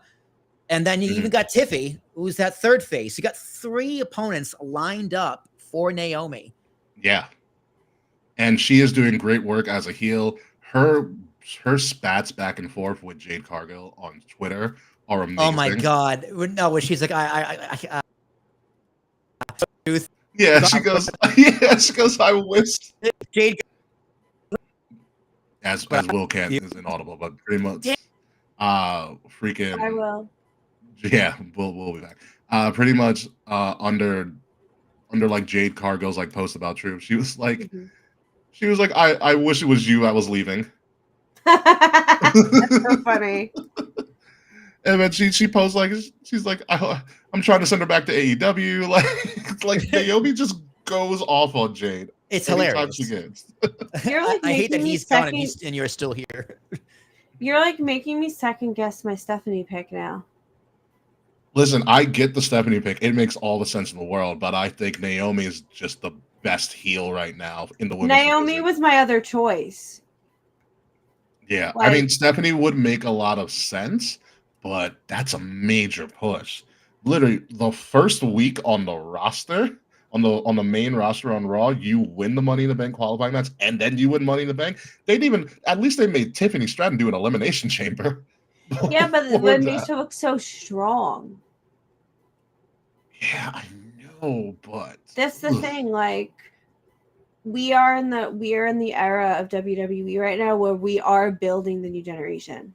Like, our face. Yeah, this is very much old guard versus new guard in this women's match. Yeah, it's great. Yes, phenomenal. Like, and while like Roxanne and Julia also rule, like, this is gonna be the best women's Money in the Bank I think ever. Like, this is so fucking stacked. But Stephanie just has this. Stephanie has an aura about her. Yeah, like I forgot that was technically her first. Like, that was her first match on Raw as a member of the Raw roster. As a member of the Raw roster, she did face off against EO in the Raw after Mania, which was a crazy match. Yeah, like she's wrestled on Raw before she was on the main roster. Like, and I forgot that she was still in NXT a little bit. Yeah. Like, Here's what I think happened. Yeah. Doesn't feel new. Yeah, I mean, I feel like that's what WWE's going with, is you kind of preview these NXT people before we get officially called up. And I think how this match is going to go, I think Rhea and Stephanie knock each other out. They had the face up on Raw. Boom, easy right there. Julia and Roxanne, former partners that split up, they'll end up fighting each other at some point. And I believe those four will be taken out. Your hometown person, the woman who gets a major pop every time she shows up, Alexa Bliss, thinks she's going to win, dumps by Naomi. Naomi gets the heat for taking out everybody's favorite 5 Feet of Fury blonde and wins the briefcase. Yep, that checks. Remember, Bliss also hasn't had a major victory since coming back. Bliss hasn't really done anything since she's come back. She hasn't had a major storyline in years since that original Bray Wyatt with Randy Orton. Yeah, they're doing something with her and Charlotte, which I hope they, continue with. But it's weird. Yeah, Bliss is a very, I don't know what's going on with her. Like, she's a face, but like, what is her gimmick? Scary short blonde chick, works every time. Like, does she have spooky powers? Does she not have spooky powers? Like, we don't know. I think she's going to be naturally El Spooky for the rest of her career. Who knows? But are you going with Naomi, Will? Yes. Okay. I think I'll go with Naomi too. Ooh, If Stephanie wins, yeah, I would be pissed if Stephanie wins. But also, Naomi winning also agrees more with my CM Punk theory. Because you know what, they've given Naomi a lot of green light with this new gimmick, and I go back to what she said. Every time I try to defend myself, everybody turns on me, and I think that's a payoff. Her saying that and then her winning the Money in the Bank, I think, is a great payoff. You're like, you know what? No one's going to turn on me anymore because I'll just do everything myself. And her having the briefcase gives her that freedom. Yeah. To do that, and I think you make a great heel with, like, I think Will said it previously in past years. Heels make better Money in the Bank briefcases. I was about to say, I say it every year, but heels typically make Money in the Bank holders because you got to think of it, right? Having this briefcase is almost like having a brand new gimmick. Yeah, in a sense, because it gets involved in the matches typically, or like, you have the thrill of the cash in. Does it make you like when you cash in, do you become a babyface? Dolph Ziggler did, right? So, like, Priest kind of did too. It made Priest a face for the most part. Yeah, it made Priest a face. So it's like it's not so much as it's like, oh, I want this person to be champion. There he goes. Wow, I guess Santana and them really did do a number on Will's Wi-Fi. Sounds like Will's been summoned to the villa. You have a half hour, okay? You're not going to the villa just yet. Another bombshell has entered the villa. Oh my god. I think you should give it a try. It'll be on Peacock at 9:00. Maybe. I will see. I got a lot of stuff. It's gonna be interesting. Apparently, there's a Trump supporter on this season. I don't want to watch that, Kay. I do. I know you do. No, I know you like hate watching. America can vote people off the island. What do you mean America can vote people off the island? So when people when the Sideberg, everyone, the Sideberg real quick. When obviously the singles come to the island and they couple up, and then every so often America gets to vote for their favorite couple. And whoever gets the least amount of votes get voted off. Yeah, so it's like American Idol and all that stuff. It's like a bunch of different shows at once. It's fair wonderful. Enough. I will probably not give it a chance this week because I also have to finish the John Wick movie so I can go see Ballerina this weekend. Oh yes. I'm one more movie. I had to watch 4. I watched 1, 2, and 3 right. I just gotta watch 4. It's on every day. Wait, you're telling me Love Island is on every single day? So Love Island is on every day except Wednesdays, with the exception of this week because it's premiere week. They do a recap show on Saturdays called After Sun, but Sunday, Monday, Tuesday, Thursday, and Friday, they are airing live from the villa. That's absurd. That's aggressive. Crazy. Yeah, it's wonderful. That's why I wasn't. Upset. That's why I literally wasn't joking when I said it's gonna take up my summer. My God. It's every night. Yeah. All right, let's move on to the next match here. The match that is a match because we have star power and we can do this stuff. Yep. Cody Rhodes and Jey Uso versus John Cena and Logan Paul set up at Saturday night's main event tag team match.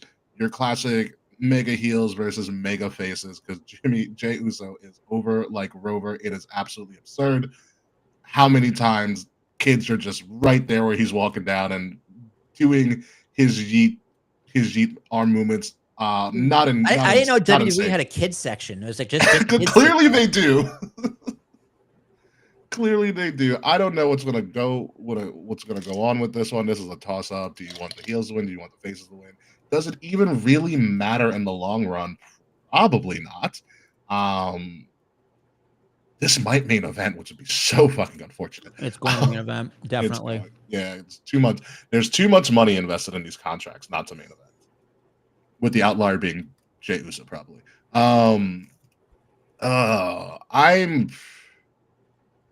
It's gonna be rough. Okay, the way I see this, Cody pins Logan. I don't think Cena takes a pin. I think Cody and Jey win this, also because Cody just came back, and you got to reestablish Cody as a formidable opponent to John, especially if we're leading towards a blow off at SummerSlam. So I'm going to go with Cody and Jey, and Logan Paul eats his pin. John Cena. If John Cena's a really good sniveling heel, he turns on Logan and says, "Screw you, I'm out." Yeah, that that almost happened on SmackDown. Exactly. Yeah, you kind of already had that tension kind of build. But I'm officially gonna go with Cody and Jey, based on the fact that Cody hasn't been here since WrestleMania, and you got to reestablish him as the guy, as everybody's favorite hero. So, okay, what do you got? I actually disagree, and I think You're gonna go John. I think John's gonna pin Cody. Also, very plausible. I was thinking that too, honestly.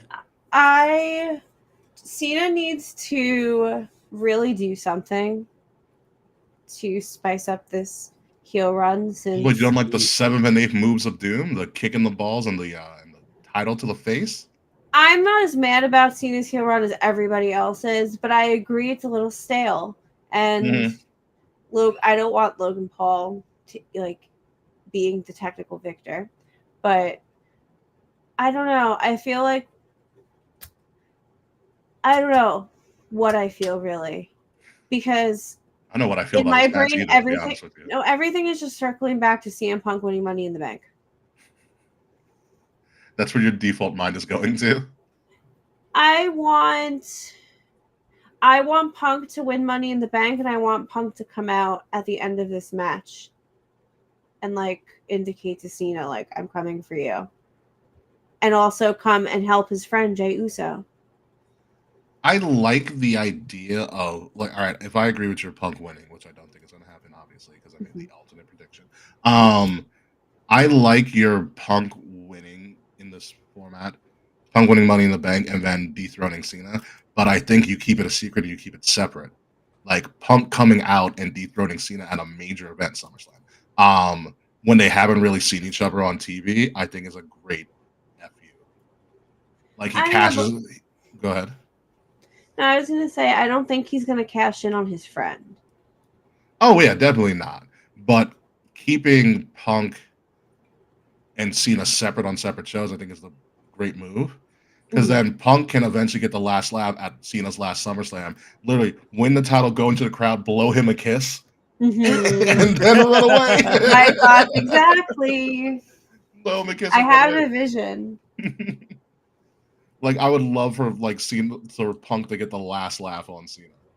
That's their last interaction ever. For me, Money in the Bank is going to truly propel us to SummerSlam. Oh, absolutely. We just need to plant. We got to plant all these little seeds.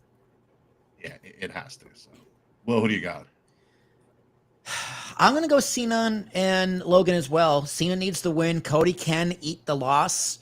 Because that's going to him towards SummerSlam, but SummerSlam's not until what, August 2nd and 3rd. Yeah, so you got a whole month to build him back up with Cena off TV. Cody can take an L and nothing bad happens to him. We're not gonna start being oh, Cody's it's over, So Yeah, I think Cena needs the heat, need a little bit of a shock value. Yeah. So, yeah, I got Cena pinning Cody. Yeah, it's interesting. Man, Hey, I'm stealing your booking completely.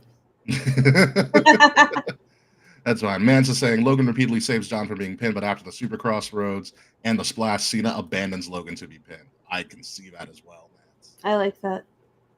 So it's not really turning on Logan, it's just abandoning Logan. Because remember, we also have to do not Crown Jewel, Night of Champions. Yep. When is that Night of again? Champions, June 28th, the end of June.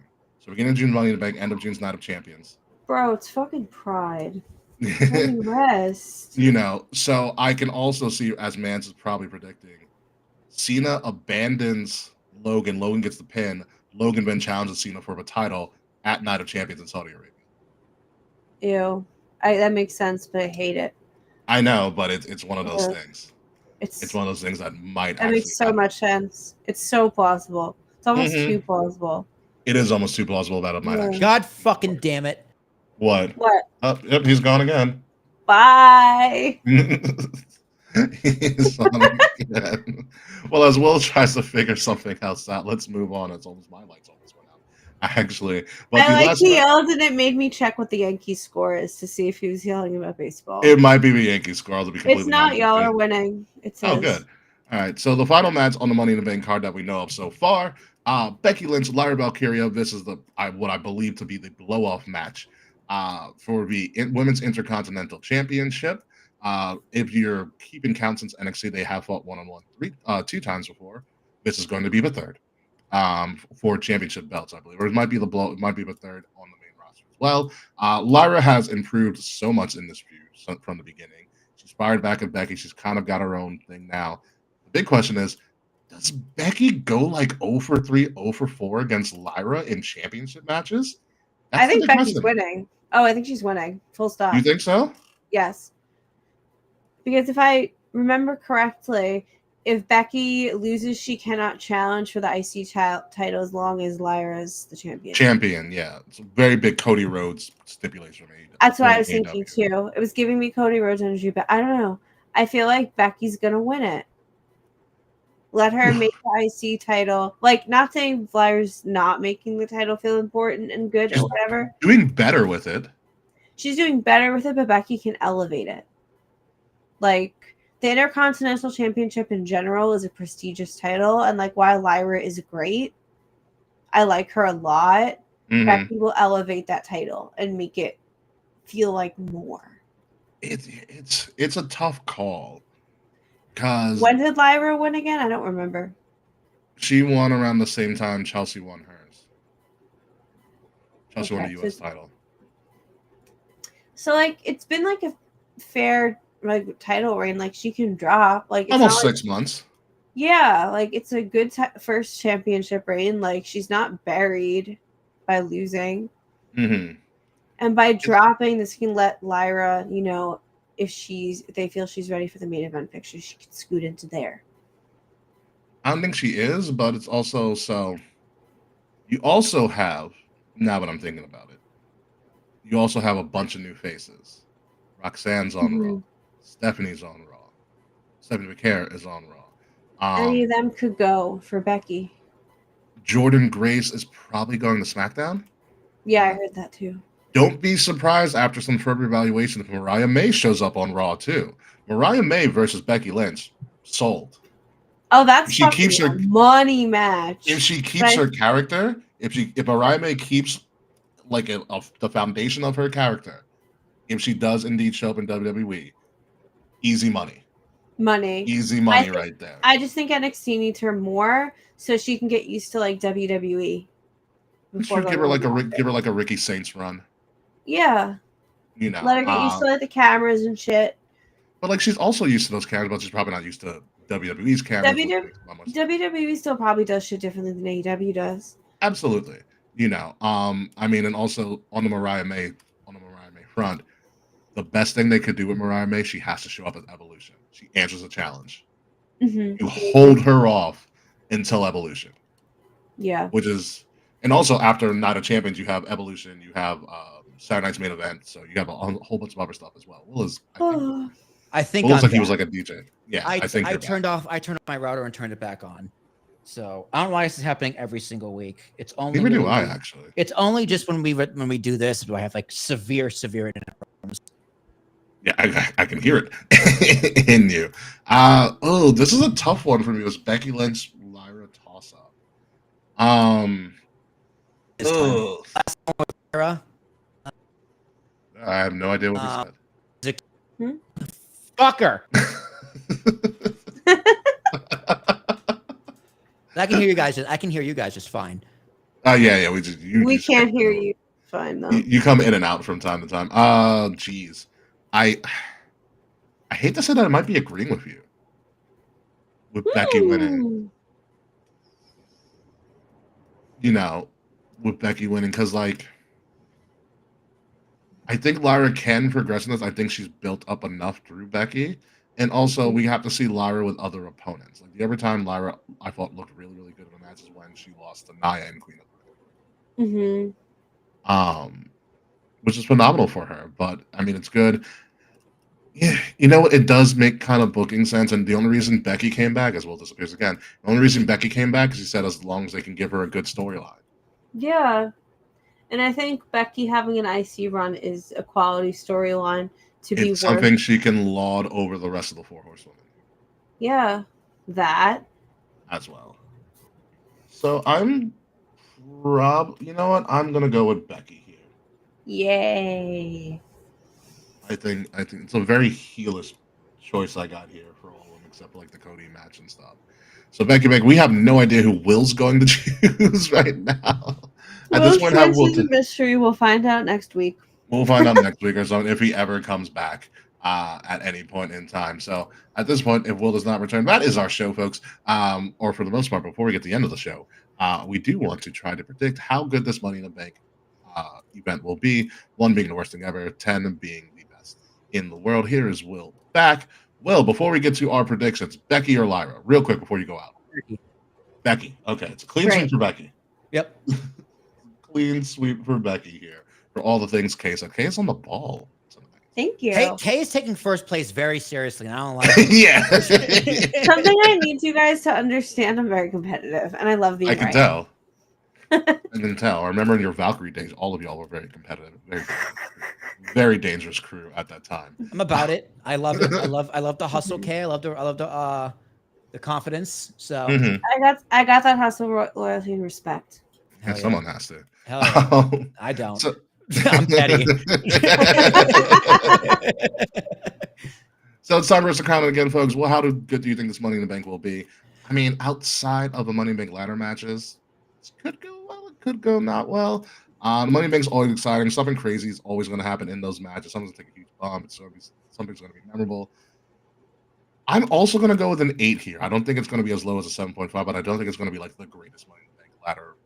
Greatest Money in the Bank event ever. I think I'm just going to go with a solid 8. Yeah, I remember being very, very excited for these pay-per-views. I always said this was almost my favorite pay-per-view over Royal Rumble, or not including WrestleMania.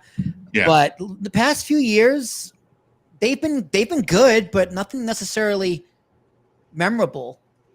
So, like, you remember the winners, but you remember maybe a spot or two, but overall.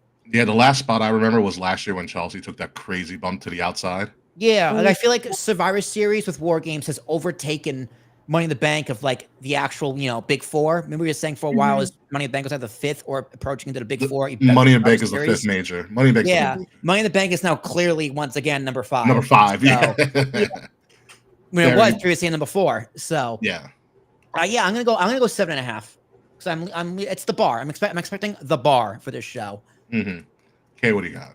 I'm giving it an 8 as well. I think the ladder matches are gonna fucking slap, and the rest of the card will be fine. Yeah, and if CM Punk wins, then CM Punk wins is 20. All right, can we also make a caveat to this? If CM Punk does not win, can Kay lose 3 points for that? No. Okay, I just want to throw it out there. They took the risk. Right? I mean, it's just like if we could say someone who's not in the match and risk and try and go for 3 points if we want. Like, hell, I could be like, Damian Priest is going to win. I don't know how he's going to do it. Like, a few years ago, if you guessed Otis, but then you ended up... Otis was in the match, though. Otis was in the match if you guessed Otis was in the match. Yeah. if you guess the Miz, or like if you guess Mustafa Ali or if you guess Brock Lesnar instead of Mustafa. Because who was fighting over it and it fell on Otis's hands? I forgot. I don't 'Cause I remember. know- That was like the last memorable thing to happen. Money in the Bank. One, because it was in Titan Towers. I love But that. I two, love that. Otis. I couldn't remember. I think what Asuka won the women's. Yeah, because then Oscar. That was yeah, when Becky was pregnant, right? Becky that was was the pregnant. yeah. So yeah, like I just remember. I remember it falling into Otis's hands and being like, "Wow, I think Baron that's really Corbin. stupid." But it's Baron funny. Corbin threw Rey Mysterio off the roof. Off the roof. Yeah. yeah. Also, do you guys know Rey Mysterio was 50? Yeah. Yeah. I didn't know he was in his 50s. I knew he was old, but not that He old. looks great. I actually looked that up like a couple weeks ago because we I mean, were trying to AJ figure out Styles how tall he was. 48. Yeah. Our And boys are ripped- old. And ripped Dude, to crazy. Dickens. AJ Styles has lost a step or two, but he can still keep up with like most of the roster Yeah. in I terms of this cardio and athletic ability. A very quick sideberg. I need Punk and AJ in a singles match stat. Mm. Yeah. That was the first time they've ever like. They've had, yeah, I think never- that's because they've wrestled each other. Yeah, because they did a quick code of honor. Hmm. Real quick. I was like, oh, this will be fun. Yeah, there's a time to do it. I mean, honestly, even if Punk doesn't win the Money in the Bank, Styles Punk at SummerSlam, money. Money. That'll be a fun match to watch. Absolute money. And that concludes our show for this week. So Money in the Bank is going to be hopefully a huge and unpredictable weekend and a busy day for me. I got movies, Worlds Collide. Worlds Collide at 3 on YouTube, Money in the Bank at 7. 7 o'clock, and there goes Will again. Will's back. I love it. I love it at this point. Money in the Bank at 7, not at 8. Remember, folks, PLE start at 7. 7 Eastern on Peacock as well for that. So any final thoughts this week before we get to our outro? No. Money for the marks, guys. Congratulations, Ricky, for making it another year. Yeah, I mean, no, well, my anniversary is not for Technically next another week. 16 days. Who's counting? I think I started at Money in the Marks. No, I started Money for the Marks too, because it was an emergency after show when Dean Ambrose won the title. Because I started in May as well of 2019. Well, it's June. It used to be in May. Yeah, they moved it around. So my first show was, I remember this because it was Juneteenth. Because the episode that I remembered it was Juneteenth, Kay, you were on. I was like, guys, we freed the slaves. That's kind of that's kind of a joke. But when looking back at my original Money for the Mark show was technically my anniversary show, but it was on Juneteenth. So in 16 days from now will be the actual, whatever your anniversary is. What is 9 years? 9 years. Because I started in 2016. Yeah. Yeah. 9-year anniversary of me being on the show and podcasting. Well, yeah, podcasting this. Yeah. So yeah, it's gonna be a fun time. And your anniversary, Kay, was last month. Yes. 6 years. Yeah, you happened right around Memorial Day weekend. Yeah. Yeah, crazy time. And Will, you're just here. I've been here. Yeah, exactly. So that being said, folks, let's get to the outro. So, ladies and gentlemen, you have been listening to Kings of the Rings podcast, episode number 409, not like the cleaner, but 409, Money for the Marks 2025. I've been your host, King Ricky Rose. You can find me at Ambassador Biggs across all social media outlets, BIGZ, Ambassador Biggs. Find Kings of the Rings podcast at KOTR_podcast across all social media platforms. Like, share, subscribe, leave us a 5-star review. Buy some of our merch from our brand new merchandise store, where links to all of that are in the description below, and especially buy some of that Pride merch so we can help donate to the Trans Lifeline. If you're listening to us or watching us, make sure you're listening to us, especially on Wrestle Addict Radio, the cure for the common wrestling podcast. Find Wrestle Addict Radio at Addict_Wrestle on Twitter, so don't call it X, and at Wrestle Addict Radio, all one word. Everywhere else, again, the links to all of that are in the description below. Will Tarashok, before your internet goes out again. Yeah, I'm the guy with bad internet now. I guess that's my new gimmick. So Yeah, you are. Lucky me. I must be so blessed. You are. You could have said Willie T and rhymed. Huh? What do you think? What do you know? What do you know? I'm just keeping my words short until. Yeah, you're still there. You're still there. I know when you signed up. Nice try. K-Fape, send us home. All right, y'all. I'm on my way to the villa. You can find me on TikTok and Instagram at KAE_FABE. Please check out our merch store. Please check out the Pride line. That has been my baby over the last 2 months. So Yes. check it out. Yes, please do. So when we come back, hopefully next week, we'll figure out who won the Money Bank. We'll figure out if Kay gets their own segment of laud about their prediction of CM Punk winning and how we're all just minions and miscreants. I will give you like 15 minutes. Just go off on us about how you're the best predictor in the world. If CM Punk does win the Money Bank, not cash in, and things like that. And we're not going to cash in. Well, just winning. I mean, yeah, winning. And anything else that's going on, because we are about to build into a big summer. We got to start covering TNA, and there goes Will. We got to start covering TNA because Slammiversary is coming up really, really soon. AEW's building the All In, all of that crazy stuff. The AEW's going 4 hours this week for Fighter Fest, by the way. Jesus Christ, that's so much. Thanks, Tony. But we're going to start building all of that because it's going to be a really, really big, hot summer for professional wrestling. So until next week, folks, or whenever we decide to return, buy some merch, especially that. And by the time you return, because I get to send thank you notes. It's okay. They're going to get a thank you note from me for buying our own merch. Wow. I am the founder and the first customer of the fourth block. Exactly. So goodbye. Good night. We'll see you soon. And one of these days, we're going to cash in on Slack, but not anytime soon because fuck you, Slack. We'll see you next week. This has been a Wrestle Addict Radio branded podcast.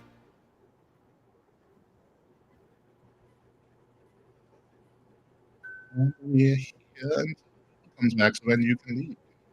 All right. Well, hurry along. Ali Oxenfree.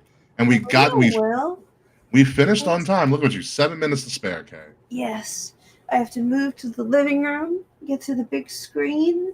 So question before you do leave us and whatnot. Yes. So when you're watching live, like, is there anything interesting that's going on, or is it just whatever? So there are different like parts of the episode. So like part of it they do challenges and go on dates and stuff. But a lot of it's like they're in the villa, like, and they're like, you know, getting to know, especially in the earlier episodes, they're getting to know each other and figuring out who they want to couple up with. It gets crazy about halfway through because they do something called Casa Amor. Casa Amor is the most diabolical fucking thing. Yes, Casa Amor. Casa Amor is a villa next to the Love Island villa, and that is a separate house of other hot, sexy singles. Oh, so this is like mixed with Temptation Island a little. Okay. Mm-hmm. This is why I think you'd like it. I was a bit of a whore for Temptation Island. So, like last season, for example, all the men went to Casa Amor, and all of the men from Casa Amor went to the Love Island villa. This is just Temptation Island mixed with a whole bunch of other stuff. Yes. So people that are like fully, you know, coupled up in their prospective villas are testing their connection with these brand new sexy singles. And then when Casa Amor ends, the people that were in the Love Island villa come back, and both parties have to decide, that the parties that stayed in the villa have to decide if they want to stay with their person or if they want to couple up with someone new from Casa. And then when the people come back from Casa, they find out if the person they're coupled with, you know, decided to stay loyal to them, and they come back alone, or they come back with someone new and they bring someone new into the house. That's where the new person that's entered the villa thing happens. Okay, got it. Yes. Oh, that's so messy. And also, like, so if you like when the show starts, like, I think it's like 5 men and 5 women start, 5 or 6, I don't remember. But then every couple of days they bring in new bombshells. That's where another bombshell has entered the villa comes from. They just bring in new hot people every couple of days. That's so messy. Just bring in new hot people. Yes, and then there's also elimination. Sometimes America votes them off. Sometimes they vote each other off. It's crazy. This is extremely messy. It might be too messy for me, and I'm talking about someone who like obsesses over Cheetos, which actually kind of says a lot about me, but that's not important. No, this is messy. I don't know if I'm ready for that much messy. I have enough messy in my life. I don't know if I need any more messy. But this is messy that doesn't emotionally impact you. Thank goodness. Like, this is guilt-free, pain-free I mess. don't know if that even exists, but maybe. Who the hell knows? I think I'm probably Yes, going it to play does. Rivals with Charles when we get off. At some point. I love Yeah, that. I wish you were like heavy. Wait, does Liv play Marvel Rivals? Probably not, right? You know, I'm not 100% sure. I can ask find them out. when I see you guys in like a month or so. Yes, Yeah. ask. I feel like they might have with her brother, but I'm not sure. Okay, yeah, I'll keep it in the back of my head. I'm not 100% sure. I can't keep up. It's okay. It's with okay. the games. I'll take care of that for you, Kay. I will handle it all. All right, so I'm assuming Will is gone for the evening, because we're gonna end this right now, because Kay has to go Alright. to a villa, and I want to give you at least 3 minutes to resituate yourself. All right. So thank you guys for joining us. Thank you. We will be back next week or some point. And Kay, you have a great time tonight. All right. you. See ya. This is going to be Oh. every night for the next few I months. thought your Drag Race obsession was bad. Although, in your defense, Well, Drag Race is also I going figured on since right it is now, Pride too. Month. I've got All Stars. And well, I have, as you know, in the past couple of months, I've had a newfound respect for Drag Race. I think you should get into Maybe. it more. It's a great We'll see. show. One thing at a time. Let me one thing at a time.